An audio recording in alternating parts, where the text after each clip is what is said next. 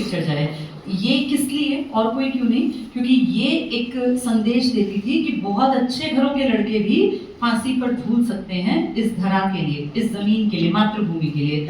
ये इसके पीछे का लॉजिक था। मैं आपको कुछ बेसिक चीजें बता देती हूँ जो हर एक को पता भी होंगी, नहीं पता तो आज जान लो, क्योंकि तुम सब जिस एज ग्रुप में हो, इसी एज ग्रुप में भगत सिंह बहुत कुछ जानते थे। और हम तो उनकी आज अगर कंपैरिजन करें तो हम तो बहुत ही थोड़ा पढ़े हुए हैं। कहते हैं इन्होंने 19-20 साल तक 250 किताबें पढ़ ली थी। उस जमाने में 250 किताब बेटा नॉर्मल आदमी ना एक किताब भी नहीं पढ़ पाता था, तब इन्होंने 250 किताबें पढ़ ली। और जब जेल में रहे 1929 से 1931 तक, जिस दिन तक शहादत हुई तब तक जेल में ही तो थे, उन 2 सालों के अंदर इन्होंने अगली 50-60 किताबें पढ़ ली थी। मतलब कुल बताते हैं कि कई 100 किताबें पढ़ा हुआ लड़का था, इतना नौजवान युवा, तभी तो ज्ञान का भंडार था इनके पास।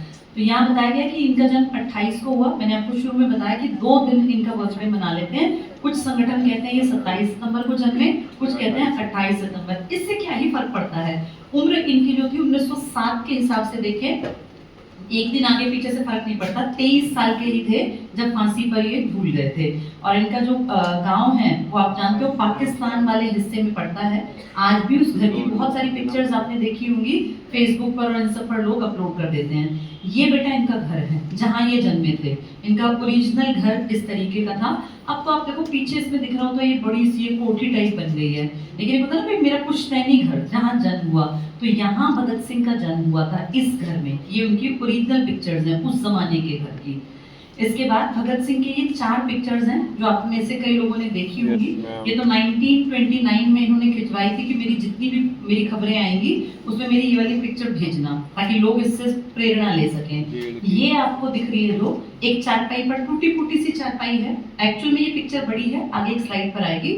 इसमें 2 लोग आपको बैठे दिखेंगे। एक तो ये नौजवान युवा भगत सिंह 20 साल की उम्र के हैं, तुम लोगों की उम्र के, और इनके ठीक सामने आपको जब अगली पिक्चर दिखाऊंगी, पूरी जो बड़ी पिक्चर है उसमें वृद्ध एक बुजुर्ग से आदमी दिखेंगे। आपको देख के लगेगा कि इसके पिताजी या चाचा वगैरह होंगे, लेकिन बेटा वो उस जमाने के बहुत बड़े अफसर हैं। ये भगत सिंह का पहला ऐसा अनुभव था जब ये जेल में गए थे। और जब ये जेल में गए थे ना, जैसे जेल में बंद रहे, तो कारण क्या था, दशहरे के किसी ग्राउंड में बम विस्फोट हुआ था पंजाब की बेल्ट में, और किसी को नहीं पता वो किसने किया। सिर्फ शक के बिना पर इनको पकड़ लिया था, कोई सबूत नहीं मिला। बाद में 1-2 हफ्ते बाद ये छोड़ भी दिए गए, लेकिन 1-2 हफ्ते तक जब जेल में रखे गए तो वो अफसर जो खुद भी पंजाब का है, सिख है, वो इनको समझा रहे हैं। यहाँ सामने देखो फेस उनकी तरफ है, वो पिक्चर आएगी, चारपाई पर बैठे हुए, और वो इसको कह रहे थे कि तू कितना काबिल लड़का है, कितना तू नौजवान युवा, तेरे लिए कितना बढ़िया भविष्य है, कहीं बड़ा अफसर बन जा। तब इन्होंने वो बात कही कि भाई मैं चलो बड़ा अफसर बनूं ना बनूं, लेकिन आपने जो मुझे पकड़ा हुआ है तो मैंने कुछ किया नहीं है। और वो कांड किसने किया किसने नहीं किया किसी को नहीं पता। अब ऐसा हो भी सकता है कि भगत सिंह के यार दोस्त उसमें रहे हो या ना रहे हो। भगत सिंह ने कभी खुद नहीं कबूला कि मैं उस बम कांड में शामिल था, लेकिन ये पहली गिरफ्तारी है। जब ये चारपाई पर कई जगह आपने देखा होगा, और यहाँ इसमें विजिबल नहीं है, हाथ और पैरों में ना बेड़ियां हैं लोहे की, वो जो जंजीर थी जिसमें जानवरों को नहीं बांध देते थे, ऐसे जैसे कोई बहुत खूंखार अपराधी हो। अपराध सिद्ध भी नहीं हुआ था, नहीं कभी पता चला कि वो किसने किया किसने नहीं, सिर्फ इन पे शक था, और शक की बिना पर ऐसे पकड़ के हाथ पैर बांध दिए थे जैसे कोई बहुत बड़ा अपराधी हो। तो ये भी इनकी फेमस तस्वीर है। इस तस्वीर में आपको दिख रहे हैं 17 साल के 12वीं क्लास जैसे बच्चा करता है, बिल्कुल युवा बच्चा उस उम्र के हैं, और ये इनके बचपन की फोटो है। तुम कपड़ों से अंदाजा लगा सकते हो उस जमाने में अगर किसी के पास ऐसे कपड़े थे तो इसका मतलब इनका बैकग्राउंड वेल ऑफ था। ये खाते पीते अच्छे घर के नौजवान युवा थे और बहुत अच्छा भविष्य अपना बना सकते थे, कहीं बहुत अमीरी में जीवन बीतता, लेकिन इन्होंने उस सब चीजों को एक साइड करके देश की क्रांति का रास्ता अपनाया, जिसपे सबको पता था कि मरना निश्चित है। उस चीज से ये घबराए नहीं, डरे नहीं। ये जलियांवाला बाग हत्याकांड की पिक्चर है। जलियांवाला आप सबने पढ़ा हुआ है। 1919 में 13 अप्रैल, इसी टाइम की तो बातें हैं, और 20 दिन बाद की। आप सब जानते हो गेहूं पकने का टाइम होता है, और पंजाब क्योंकि बड़ी बेल्ट थी, गेहूं की प्रसिद्ध बेल्ट थी ये, यहाँ जब गेहूं कटता है तो बैसाखी का त्योहार मनाते हैं कि भाई फसल पक के हमारे घर पहुंच गई, एक तरह से भगवान का शुक्रिया। और किसान की सबसे बड़ी संपत्ति उसके खेत में लगी फसल ही होती है, तो जब फसल अपने घर भर जाती थी तो लोग खुशी मनाते थे। अब आज खुशी का मतलब पार्टी है, आउटिंग है, लेकिन तब खुशी का मतलब था अपने परिवार के साथ किसी मेले में घूम आना। तो अमृतसर के जलियांवाला बाग में पास में बहुत बड़ा खुला मैदान था। ये बाग भी आपको दिखेगा खुला हुआ ही था। ये एक आदमी ने उस टाइम पर एक प्रॉपर्टी ले ली थी। उस टाइम तो बेटा खुली जमीनें थी। जल्ली नाम का एक आदमी था, इसीलिए इसका नाम पड़ा था जलियांवाला बाग। और जलियांवाला बाग में जो है यहीं कहीं पास में एक मेला भरता था। तो नॉर्मल सब परिवार वाले अपने परिवार के लोगों को लेके सब लोग पहुंचे हुए थे। उस जमाने में बैलगाड़ियां चलती थी, तो काफी काफी दूर गांव से बैलगाड़ियों में पूरा पूरा परिवार, माँ बाप भाई, 4-5 भाई, उनकी वाइफ, उनके बच्चे बहने, पूरा भरा पूरा परिवार उस जमाने में ऐसे ट्रेवल करके मेलों में जाया करते थे और वही आउटिंग का साधन था। तो ऐसे ढेरों परिवार यहाँ आए हुए थे। और क्योंकि दोपहर में गर्मी बढ़ जाती है, अप्रैल में ऐसा होता है ना कि असहनीय सी गर्मी होती है। अब ये अपने घरों से सुबह के टाइम आ गए, सुबह अपनी गाय भैंसों का काम करके कि भाई चलो शाम तक वापस आ जाएंगे। जिस टाइम किसान का काम होता है तो सुबह का होता है या शाम का होता है, बीच में दोपहर में किसान फ्री होता है परिवार। तो सारे परिवार यहाँ आ गए और 13 अप्रैल को गर्मी का दिन रहा होगा। तो जब दोपहर बढ़ी तो मेले में कैसे घूमते, तो मेले में से 1-2 बजे के बाद ये सारे परिवार यहाँ जो ये बाग था जिसमें बहुत घने पेड़ थे, यहाँ आके आराम करने लगे। और जब वो यहाँ बैठे हुए थे, लेटे हुए थे, आप सबको पता है हिस्ट्री की वो कहानी जिसमें यहाँ पर कुछ मुट्ठी भर क्रांतिकारी लड़के इकट्ठे हुए। उनका कोई टारगेट नहीं था इन लोगों को अपनी तरफ बुलाना। वो इस टारगेट से बिल्कुल नहीं आए थे कि भीड़ हमारी बात सुनेगी। पर इंडिया में एक बेसिक सा नेचर है हम सबका कि अगर कहीं 10 लोग खड़े होते हैं तो हम आगे जाके बन जाते हैं कि क्या बात करते हैं, ये हमारी आदत है। तो यहाँ वो 8-10 लड़के इकट्ठे हुए थे क्योंकि उनको प्लानिंग करनी थी, एक बड़ा स्टेप लेना था। उस जमाने में बहुत सारी क्रांतिकारी गतिविधियां हो रही थी जिनके खिलाफ सरकार ने कुछ गलत स्टेप लिए थे। हमारे 2 बहुत काबिल लड़के, एक हिंदू और एक मुस्लिम, शायद आप लोगों को मैंने नाम बताया, डॉक्टर सत्यपाल और सेल्फिन किचलू, ये 2 यंग नौजवान युवा पकड़ लिए थे और पता ही नहीं चला कि कहाँ गायब कर दिए, किस जेल में हैं। तो इसका इनकी गिरफ्तारी का विरोध करने की प्लानिंग थी कि भाई कैसे क्या करेंगे, हम आगे क्या स्टेप लेंगे। और वहां वो खड़े होकर 10-20 लड़के बातचीत कर रहे थे। यहाँ जो लोग आराम कर रहे थे इनमें से कुछ लोग जाके वहां सुनने लग गए, तो भीड़ बढ़ती चली गई। फिर कुछ और आ गए सुनने। ऐसे करते करते करते करते वो बड़ा हुजूम बन गया। अब जाके किसी ने ये चुगलखोरी कर दी कि पुलिस के खिलाफ, प्रशासन के खिलाफ कुछ नए युवा लड़के बहुत बड़ी भीड़ को इकट्ठा करके और उनको गलत शिक्षा दे रहे हैं। वहां से जनरल डायर, आप जानते हैं जनरल डायर में 2 हैं, एक माइकल डायर और एक जनरल डायर। माइकल डायर इस पूरे एरिया का, पूरे पंजाब का, तब का पंजाब मतलब लाहौर वाला बेल्ट भी पंजाब थी, हमारा हरियाणा भी पंजाब था, दिल्ली का हिस्सा भी पंजाब की बेल्ट में था और ये हिमाचल भी पंजाब था। उस जमाने में तो पंजाब बहुत बड़ा था। यहाँ पे उसने अपना एक तरह से ये लागू कर दिया कि मार्शल एक्ट लागू करते हैं, यानी बिना परमिशन के आप बाहर नहीं निकलेंगे, सेना का कानून। अब ये बेचारे गांव के लोग अपनी खेती बाड़ी से निपट के आए थे खुशी मनाने, ये क्या जाने क्या होता है मार्शल एक्ट। ये यहाँ इकट्ठे थे और बिना किसी पहले बातचीत के सीधे जनरल डायर यहाँ पहुंचा। और आप सबने वो मूवीज में देखा होगा कि उन लोगों को कहा कि 3 मिनट का टाइम है, जिसको जहां भागना है भाग जाओ, 3 मिनट बाद हम गोली चला देंगे। अब कोई इंसान जो अपने परिवार को लेकर आया, उसकी माँ भी आई है, उसकी पत्नी भी है, भाई के बच्चे भी है, पूरा घर परिवार, 3 मिनट में इंस्टेंट कोई कह रहा है कि भाग जाओ, सारे परिवार को लेकर एकदम से कैसे भागा जाएगा। तो जब तक उनका दिमाग कुछ सोच पाता, कुछ एक्शन लेता, उससे पहले उन्होंने गोलियां चलानी स्टार्ट कर दी। और आपने देखा होगा कितनी अंधाधुंध गोलियां थी चारों दिशाओं में, और इतना बुरे तरीके से जैसे कोई जानवर को भी नहीं मारता, किसी इंसान को जानवर को मारने में भी 10 बार सोचना पड़ता है, यहाँ आदमी मार दिए गए। कहते हैं जो सबसे छोटी उम्र का बच्चा था ना, वो 6 हफ्ते का बच्चा, 1.5 महीने का, 1.5 महीने का बच्चा ना ऐसे पकड़ना पड़ता है गोद में, वो वैसे नहीं आ सकता कि आपने गोद में बैठा लिया, यानी हाथों में जो बच्चा था उसको भी नहीं छोड़ा। और बड़ी उम्र के तो कहने ही क्या, बुजुर्ग कितने लोग मरे, जवान कितने परिवार के परिवार खत्म हो गए। इस घटना के टाइम पे 1919 में भगत सिंह सिर्फ 12 साल का एक बच्चा था। 12 साल का बच्चा बेटा 7वीं क्लास का बच्चा, 7वीं क्लास में आज बच्चों को समझ नहीं होती। 12 साल के उस बच्चे ने जब सुना कि जलियांवाला में ऐसा हो गया, उनके घर से जलियांवाला बाग कहते हैं 40-45 किलोमीटर दूर था, वो स्कूल जा रहे थे तो पता चला जलियांवाला में ऐसा हो गया, तो स्कूल नहीं गए, पैदल पैदल जलियांवाला की तरफ चल पड़े, 12 साल का बच्चा। और वहां जाके जब उन्होंने देखा तो वो मिट्टी बेटा गीली थी, क्योंकि इतना खून बहा कि मिट्टी में वो खून मिल के दलदल टाइप हो गई। तो उनके पास एक छोटी बॉटल थी, पानी वानी की बॉटल होगी, वो मिट्टी उठा के उन्होंने उस बॉटल में भरी और उस मिट्टी को उन्होंने सहेज के रखा कि मैं भूल ना जाऊं कि मेरे देश के लोगों ने क्या कुछ गवाया और किस लिए? उनकी कोई गलती भी नहीं थी। तो इस एक घटना का उस 12 साल के बच्चे के दिमाग पे बहुत ज्यादा असर पड़ा। जब हम टीन एज में होते हैं ना, 12-13 वाली में, जिसको हम कहते हैं टीन एज की स्टार्टिंग है, उस टाइम की घटनाएं हमारे ऊपर बहुत प्रभाव डालती हैं। ये पहली बड़ी घटना थी जिससे भगत सिंह के मन पे बड़ा प्रभाव पड़ा था। इसके बाद ये कुछ पिक्चर्स हैं जिसमें देखो, मैंने पीछे बताया था कि एक आदमी उनसे बात कर रहा है। ये आदमी तुम्हें देखने में लगेगा कि कोई नॉर्मल आदमी, ये नॉर्मल आदमी नहीं है बेटा, ये बहुत बड़े रैंक का अधिकारी है। और ये समझा रहे हैं इनको कि तू युवा है, जवान है, क्यों अपनी किस्मत खराब कर रहा है? तेरा जो है ना भविष्य बहुत उज्जवल हो सकता है, और तेरे जैसे लड़के ब्रिटिश राज को चाहिए। लेकिन इन्होंने इनकी बात नहीं मानी। जबकि देखो, दोनों सरदार जी दोनों सिख कम्युनिटी के हैं। ये पहली गिरफ्तारी है, ये मैंने बताई दिया फेमस फोटो। ये बेटा एक कॉलेज में जब ये थे, कॉलेज मैंने आपको कई बार जिक्र किया, ओरिजिनल में नेशनल कॉलेज था, बड़ा कॉलेज था लाहौर में, बाद में बंद हो गया। पैसे की किल्लत आई, पैसे की किल्लत के चलते ये बंद करना पड़ा। लेकिन इस कॉलेज ने इस समाज को ऐसे प्रोडक्ट दिए, ऐसे बच्चे दिए तैयार करके, जिनकी कहानी आज भी हमारे मनों में जिंदा है। ये आपको पूरा ग्रुप जो दिखाई दे रहा है ना, इसमें देखो ये एरो लगी हुई है, जो ये सरदार जी हैं सिख, ये हैं भगत सिंह। और ये उस टाइम पे ये नहीं था कि ये भगत सिंह बनेंगे, उस टाइम तो सारा ग्रुप बराबर ही था। ये उस टाइम पर वहां पर ड्रामा का ग्रुप था।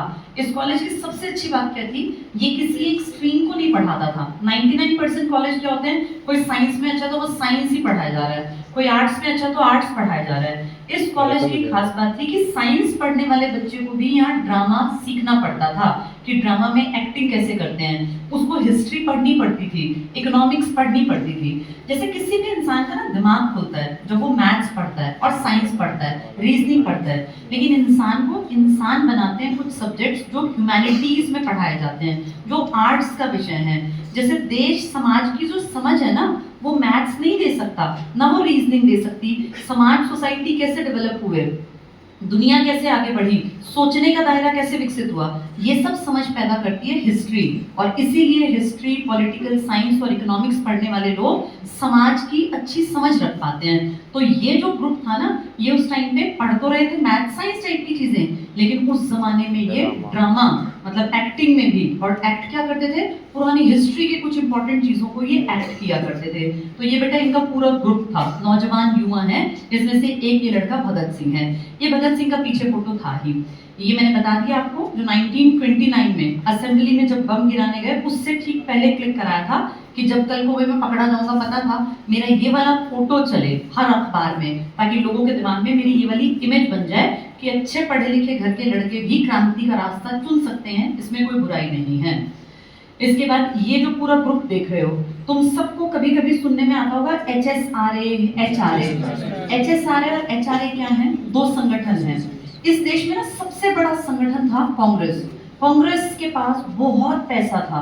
कांग्रेस में बेटा जी जान लगा के पैसा लगाया था उस जमाने के धन्ना सेठ लालाओं ने। उस टाइम जो अमीर होता था ना, उसको लाला कहा करते थे। पंजाब की बेल्ट में ढेर लाला थे। पंजाब को आज वाला पंजाब मत समझो, ये पूरा एरिया था। जो जो अमीर था ना, उसको लाला जी कहा करते थे। और लाला जी आज भी बहुत लोग दान देते हैं, मंदिरों में करोड़ों करोड़ों अरबों रुपए का दान पड़ा हुआ है। न जाने कितनी सोने की ईंट, कितने चांदी की ईंट, क्या क्या चढ़ाते हैं लोग। तो उस जमाने के जो धन्ना सेठ थे ना, वो कांग्रेस पार्टी को पैसा दिया करते थे। कांग्रेस ने कभी गरीबी वाला दिक्कत नहीं देखी, लेकिन जो नया संगठन बनता था उसको दिक्कत आती थी, खासकर तब जब वो नौजवान युवाओं ने बनाया हो। 1924 में एक संगठन बनाया गया, नाम रखा गया HRA, हिंदुस्तान रिपब्लिकन एसोसिएशन। उसमें भगत सिंह नहीं थे, लेकिन उस टाइम के यंग युवा नौजवान जो लड़के थे वो थे। 1924 में संगठन बना तो सबके मन में था देश के लिए कुछ करना है, पर कुछ करने के लिए पैसा चाहिए। आज भी रियलिटी है, आप हो सकता है आपके मन में देश के लिए बड़ी अच्छी भावनाएं हो, लेकिन उन भावनाओं को सामने लाने के लिए या देश के लिए कुछ भी करने के लिए पैसा बेसिक नीड है। तुम अगर अपनी बात भी किसी तक पहुंचाना चाहते हो तो तुम्हें उसके लिए साधन चाहिए। आज जैसे आप कोई YouTube पे भी वीडियो डालना चाहते हैं तो आपको फोन तो चाहिए, बिना पैसे के कुछ नहीं हो सकता बेटा। उस टाइम पर HRA के पास पैसा नहीं था, और आपको पता होगा इन्होंने एक ट्रेन लूट ली थी, कोशिश की थी, काकोरी कांड जिसे अंग्रेज कहते हैं, काकोरी कांड। उसमें यंग नौजवान लड़कों ने उस ट्रेन में हमारे इंडिया का खजाना जाता था, अंग्रेज कहते थे हमारा है, क्योंकि उनका राज चल रहा था।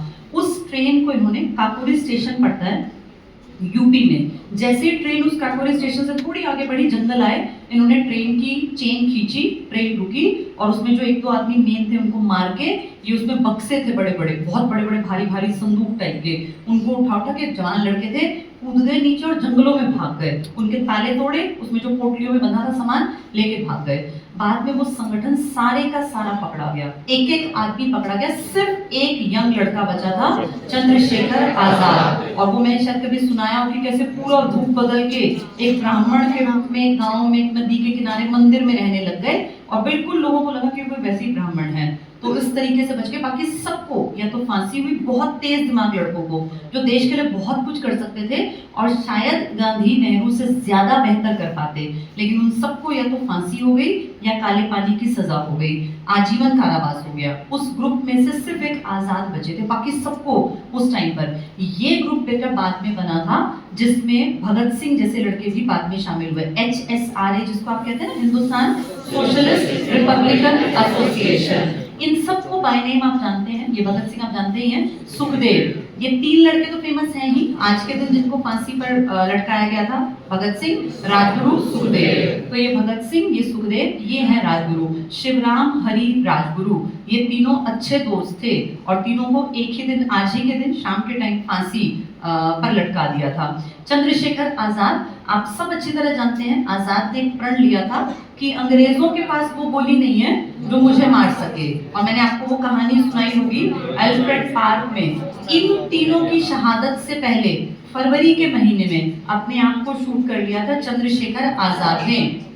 लेकिन ऐसे नहीं कि वो दुखी होकर मर गए थे, नहीं, उन्होंने शहादत दी थी, कारण वो घिर गए थे। अब ये आज तक नहीं पता कि किस घटिया नीच चुगलखोर आदमी ने अंग्रेजों को ये मुखबिरी की थी कि ये कहां पर हैं। ये उस टाइम पंडित नेहरू का बहुत बड़ा घर था इलाहाबाद में, उनके घर गए थे और इन्होंने कहा था कि भाई आपकी चलती है और अगर आप कोशिश करोगे तो ये तीन लड़के बच सकते हैं। मैं ये नहीं कहता कि इनको बचा लो, इनको आजीवन कारावास दे दो, काला पानी भेज दो, पर फांसी मत होने दो।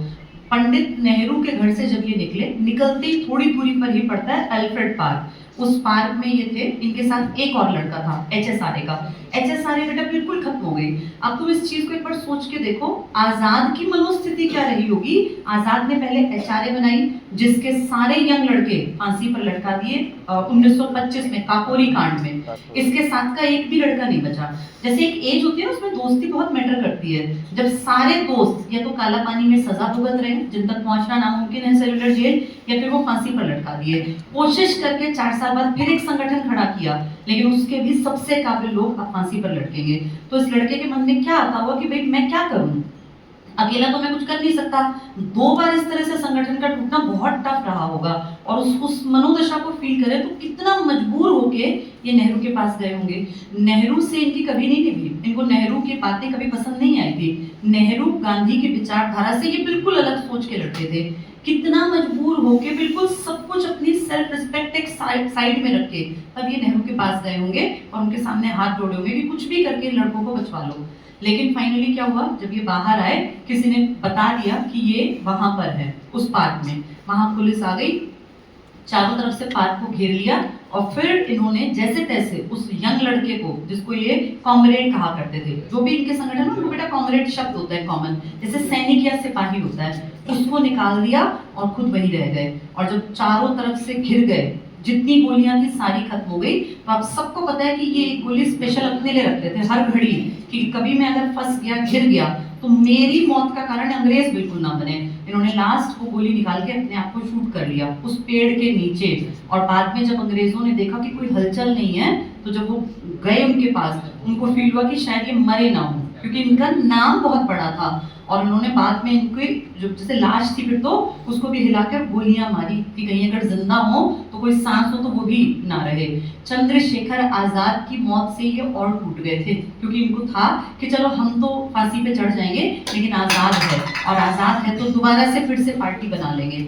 आजाद इनसे भी पहले चले गए। जतिन दास आप सब जानते हैं, भूख हड़ताल हुई थी, 63 दिन तक भूख हड़ताल से जूझते हुए फाइनली इनकी डेथ हो गई थी। और किसी भी इंसान को इतना लंबा समय तक भूखा रहना पड़े, आप सबने नाम सुना है आंध्र प्रदेश में पी रामुल्ला का, जो 56 दिन बाद एक्सपायर हो गए थे, पहला स्टेट बन रहा था। बेटा जतिन दास अंग्रेजी राज में भूख हड़ताल करने वालों में से थे। इनका पूरा ग्रुप था भगत सिंह वगैरह का, उनमें से जतिन दास ने भी भूख हड़ताल में हिस्सा लिया। और बात क्या थी? बराबरी के अधिकार, कि हमें भी पढ़ने के लिए किताबें दो, लिखने के लिए कलम कागज दो, और हमें भी ढंग का खाना, ढंग की रोटी दो। इसके चक्कर में भूख हड़ताल हुई थी, और उस भूख हड़ताल का पता नहीं था कितनी चल जाएगी। वहां जाके सबसे पहले जिस क्रांतिकारी की मौत हुई थी और जिसको बहुत ज्यादा एक बड़ा इशू माना गया था देश भर के लिए, वो थी जतिन दास की। जतिन दा बोला करते थे इनको, बंगाल के थे। बटुकेश्वर दत्त आपको दिखाई दे रहे होंगे। ये बेटा वो इंसान है जिसने भुगता। एक तो होता है कि ठीक है देश के लिए शहीद हो गए, एक होता है भुगतना पड़े। बटुकेश्वर दत्त की कहानी जो है ना, वो ये दिखाती है कि आज जो मैं ये बातें कर रही हूँ ना, ये क्या पता ना होती अगर फांसी पर ना चढ़े होते भगत सिंह, राजगुरु, सुखदेव। उस फांसी ने शायद बहुत ज्यादा इज्जत पैदा कर दी बाद में, क्योंकि ये एग्जाम्पल हैं, ये इनके साथी हैं। सोचो इनकी फोटो साथ लगती है तो बराबरी के तो होंगे ना भाई, संगी साथी होंगे। इस आदमी को उस टाइम पर सेल्यूलर जेल की सजा हुई थी। जब भगत सिंह को सेंट्रल जेल लाहौर में रखा गया था ना, स्टार्टिंग फांसी से थोड़ी ना थी, नहीं भगत सिंह जानते थे कि मुझे फांसी होगी, क्योंकि जिस केस में ये फंसे थे वो केस तो बेटा सिर्फ बम फेंकने का था, जिसमें कोई मरा ही नहीं था, एक सिंगल मौत नहीं हुई। ठीक है, बम फेंका, क्राइम किया, तो उसके बदले हद से हद क्या करेंगे, किसी जेल में 10-20 साल रख लेंगे और क्या करेंगे। उस टाइम पर ये भी तो थे जब बम फेंका था। भगत सिंह और बटुकेश्वर दत्त गए थे केंद्रीय असेंबली, जिसको तुम आज लोकसभा कहते हो ना, राज्यसभा कहते हो पुराने वाली, वहां पर। और इनको उस बम फेंकने के चक्कर में भेज दिया था काला पानी में। वहां ये आजादी के बाद फूट के जब आए तो बेटा इन्होंने सोचा कि भाई देश बिल्कुल बदला मिलेगा, लेकिन देश में सब कुछ गड़बड़ थी। जैसा भगत सिंह कहा करते थे कि अगर जैसी सोच गांधी की है, इस हिसाब से अगर देश आजाद होगा तो फिर देश आजाद नहीं होगा, बस राजपाट गोरों के हाथ से कालों के हाथ में आ जाएगा, सेम शोषण होता रहेगा। और उसका लाइव एग्जाम्पल ये थे। 1960s तक शायद ये हमारे बीच में थे, मेरे ख्याल या तो 56 या 65 तक, एग्जैक्टली मुझे नहीं याद, इनकी डेथ हुई है बेटा आजादी के कितने साल बाद। और ये बटुकेश्वर दत्त जिसकी सोच भगत सिंह के जैसी थी, उस आदमी ने मजबूर होके इस देश की सिगरेट बनाने वाली कंपनी के लिए काम किया, एक फैक्ट्री में काम किया, जहां जवानों को बिगाड़ने के लिए, गलत रास्ते पे चलाने के लिए बीड़ी सिगरेट बनाते थे। इस आदमी की कितनी सेल्फ रिस्पेक्ट खत्म हो गई होगी, कितना मजबूर हुआ होगा रोटी कमाने के लिए, कि जो इंसान देश को क्रांति के मार्ग पे चलाना चाहता था उसको सिगरेट बीड़ी बनाने की फैक्ट्री में काम करना पड़ा। कहते हैं चाय पकौड़े तक बेचने पड़े, कुछ नहीं मिला। जब आजादी के बाद नौकरियां ना पहले बढ़ती थी बेटा, जो थोड़े से भी काबिल थे उनको मिल जाती थी, तो कहते हैं एक बार नौकरियां निकली, कुछ टेंडर वगैरह निकले, तो कहा गया कि जिस जिसके पास कोई सबूत हो, जिसने देश की आजादी के लिए कुछ भी किया हो, कांग्रेस में पढ़ा आदमी रहा हो, उनको ये टेंडर मिल जाएंगे। तो इन्होंने जाके, ये भी खड़े हुए वहाँ, ऐसे लाइन लगी हुई थी डीसी साहब के दफ्तर में उस जमाने में। तो ये अंदर गए, डीसी ने कहा हाँ भाई कौन, तो बोले मैं बटुकेश्वर दत्त। बोले कौन बटुकेश्वर दत्त? बोले जी ऐसे ऐसे हमने केंद्रीय असेंबली में मैंने और भगत सिंह ने बम फेंका था। बोले इस बात का क्या प्रूफ है? तो इनके पास कोई, उस टाइम पे थोड़ी ना आईडी कार्ड बनते थे, ये इनके पास कुछ प्रूफ था ही नहीं। मैं कैसे बताऊं कि भाई मैं क्या हूँ? ना आधार कार्ड था, ना कोई इस तरह के उस टाइम पे ये ड्राइविंग लाइसेंस वगैरह थे। तो उन्होंने कहा मैं ऐसे तो कैसे बताऊं कि मैं बटुकेश्वर दत्त हूँ, भाई मैं तो उसमें साथ था, उन्होंने 4-5 घटनाएं बताई। डीसी ने कहा हम नहीं मानते। सोचो आजाद भारत में इस आदमी को अपनी आइडेंटिटी प्रूव करने में, लाइसेंस लेने में इतनी दिक्कत आई कि इनका नाम काट दिया गया, इनको कोई कामकाज नहीं मिला। इनको टीबी की बीमारी हो गई थी जब ये बंद थे सेल्यूलर जेल में, क्योंकि वहां का माहौल बहुत खराब था। टीबी इतना बढ़ गया कि इनकी जब डेथ हुई थी ना, खांसते खांसते खांसते इनको सांस नहीं आया, इतनी खांसी, और फाइनली इनकी डेथ हो गई। लास्ट में जब इनके जीवन के अंतिम कुछ दिन थे, तब थोड़ी सी इनको मीडिया ने इंपॉर्टेंस दे दी, और इनको फिर वहां जो इनका लोकल अस्पताल था वहां से एम्स ले आए थे। फिर भगत सिंह की माँ भी इनसे मिलने गई थी। पर बेटा जब आप किसी के मरने के टाइम पे उसको संभाल रहे हैं, तो फिर क्या ही संभाल रहे हैं? आपने 47 से तो नहीं संभाला इनको। यानी ये भी दिखाता है कि आज जिनकी इज्जत कर रहे हो ना, इनमें से कुछ लोग जिंदा थे तब इनकी कोई इज्जत नहीं थी। आदमी को किस लेवल तक नीचे गिरना पड़ा होगा कि सोचो बीड़ी बनाने की फैक्ट्री में काम करना पड़ा। ये थे हमारे बटुकेश्वर दत्त। सचिन सान्याल का नाम आप सबने सुना हुआ है, बड़े क्रांतिकारी थे।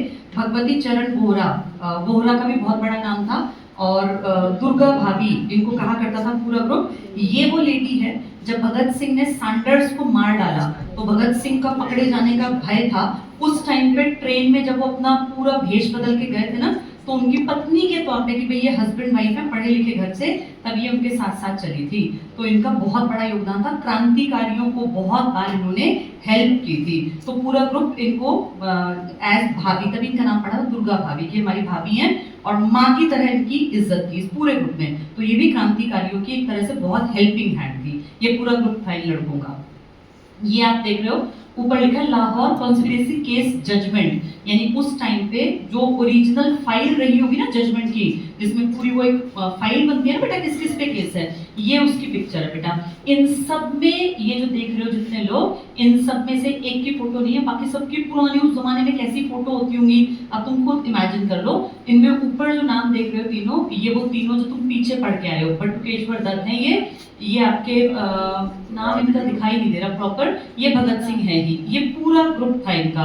तो इनके ऊपर ये केस की फाइल तैयार हुई थी जिसमें सबकी फोटो लगाई गई थी कि इन लोगों का कॉन्स्पिरेसी में हाथ है।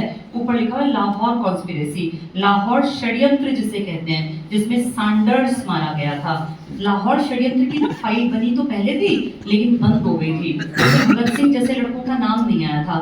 बाद में ना इस पूरे ग्रुप में और भी लोग शामिल थे, उस पूरे ग्रुप में से 7-8 लड़के जो थे वो लोग बेटा पुलिस की मार के सामने झुक गए और उन लोगों ने अपनी पुरानी बातें, जिसमें भगत सिंह को कल्प्रिट के रूप में दिखाया गया, उन बातों को पुलिस के सामने हामी भर ली कि हाँ हमारा ग्रुप था, हम बम बनाते थे और ये हमने किया। तुम सबको पता है उन सब लोगों को बाद में बहुत फायदा हुआ और आज के टाइम पर उनके परिवार, उनके खानदान अरबों खरबों में खेलते हैं, दुनिया भर की जमीनों के मालिक बन गए और आज देश दुनिया में विदेशों में बहुत बड़े बड़े व्यापार कर रहे हैं वो लोग।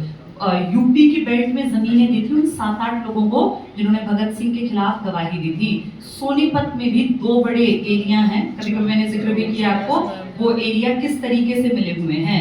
ऐसे ही यूपी की बेल्ट में जो ये मिल है ना, शुगर मिल, इन सब में से कुछ के मालिक आप देखेंगे, उनके बच्चे विदेशों में सेटल हैं, वो सब वही हैं जिन्होंने इस कॉन्स्पिरेसी में इन लोगों के खिलाफ गवाही दी थी। खुशवंत सिन्हा बहुत बड़ा नाम है, गूगल करके देखना, अभी कई 3-4 साल पहले उनकी डेथ हुई थी 99 साल की उम्र में जाके।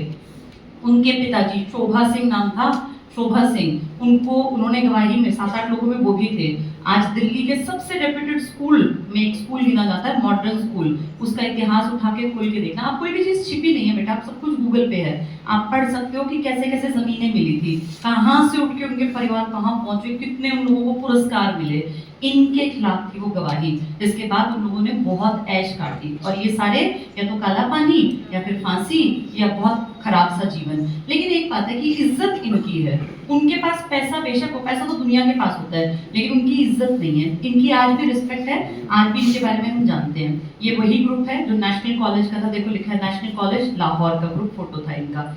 ये वही पिक्चर है 1927 की, ये बेटा डेथ वारंट है जो ओरिजिनल था, जिसमें लिखा गया था कि भाई इस केस में ये लोग फंसे हुए हैं, और देखो यहाँ पर सिग्नेचर जज के और जो 1-2 लोग, जैसे 3-4 लोगों के होते हैं ना, और देखो ये स्टैंप लगी हुई है उस जमाने की, अंग्रेजी राज की। ये बेटा डेथ का वारंट था जिसमें लिखा था 24 मार्च की डेट दी गई है इसमें कि 24 मार्च को फांसी देनी है, और पूरे देश में एक ऐसी लहर चली कि बहुत सारे लोग इकट्ठे हो गए इनके साथ देने के लिए, और बहुत सारे लोग निकल लिए घरों से 24 तारीख से पहले कि हम जेल में जाके प्रशासन के खिलाफ बहुत बड़ा हुजूम इकट्ठा कर देंगे और सरकार को इनकी फांसी टालनी पड़ेगी। लेकिन आप सब जानते हैं कि 24 तारीख से पहले ही 23 की शाम को ही, क्योंकि वो हुजूम चल पड़ा था, मुखबिरों ने बता दिया कि बहुत सारे लोग इकट्ठे होकर और आ रहे हैं और नुकसान करेंगे बड़े लेवल का, प्रशासन का भी। तो उन लोगों ने एक दिन, एक शाम पहले ही, जबकि हिंदू धर्म में है कि शाम को तो कभी भी मरने के बाद भी हिंदू धर्म में हम अंतिम संस्कार नहीं करते, और इनके अंतिम संस्कार को भी आप अच्छी तरह जानते हैं कि वहां इनकी फांसी देके, क्योंकि वो भीड़ आ गई थी, बहुत सारे लोग पहुंच गए जेल की दीवारों पे, तो जेल के बैक में जो पीछे की तरफ गेट था,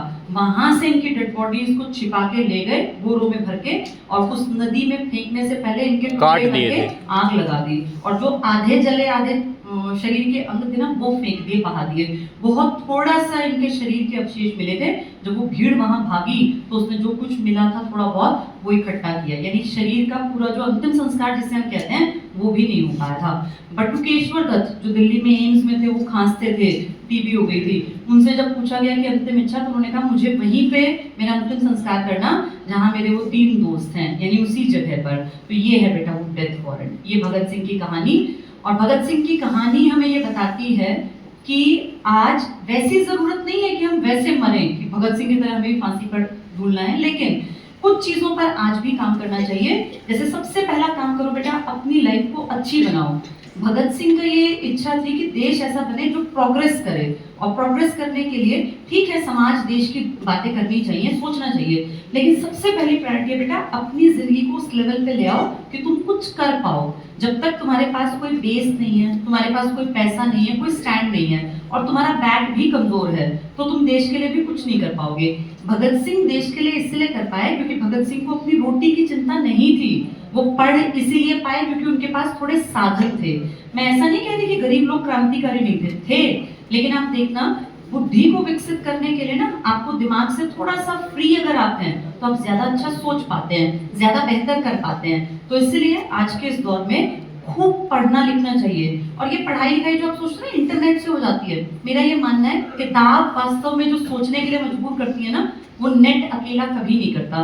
तो अपनी किताबें जरूर पढ़ो, अच्छे लोगों की लाइफ के बारे में जानना एक जरूरत है। अपने चरित्र पे काम करो, अपने विचारों को अच्छा बनाओ, बेहतर बनाओ, और अपने आप को मजबूत बना के फिर अपने समाज में जो बेहतर कर सकते हो, जिस दिशा में कर सकते हो, किसी एक की भी लाइफ को अगर बेहतर बनाने के लिए कुछ भी काम कर सकते हो। कल को तुम जब कमाने लगो, 4 लोगों की किताबों का प्रबंध कर पाओ, तो ये अपने आप में एक देश सेवा है। आज देश को वैसी सेवा नहीं चाहिए, अपने आप को नशे से बचा लो, ये भी एक देश सेवा है। क्योंकि एक एक इंसान जब काम करेगा ना, तभी ये समाज अच्छा और सुंदर बनेगा। तो आज के इस दिन हम नमन करें उन सभी वीर शहीदों को जिन्होंने एक अच्छा बेस बना के हमें दिया। आज हम बात कर सकते हैं आगे बढ़ने की, प्रोग्रेस की, लेकिन उस टाइम पर ये सब चीजें नहीं थी। तो आज 23 मार्च को इस शहादत दिवस पर हम इन 3 युवा लोगों को याद करेंगे। और इसलिए आपने देखा होगा, ठीक है, तो ये जो है ना वीर शहीद दिवस, इस दिवस की इंपॉर्टेंस बहुत ज्यादा है। और अपने मन में सोचो बेटा कि बेहतर बनना है, अच्छा इंसान बनना है। आज से 10 साल बाद जब अपनी जिंदगी के ये टाइम को याद करो तो अपने ऊपर प्राउड फील कर पाओ।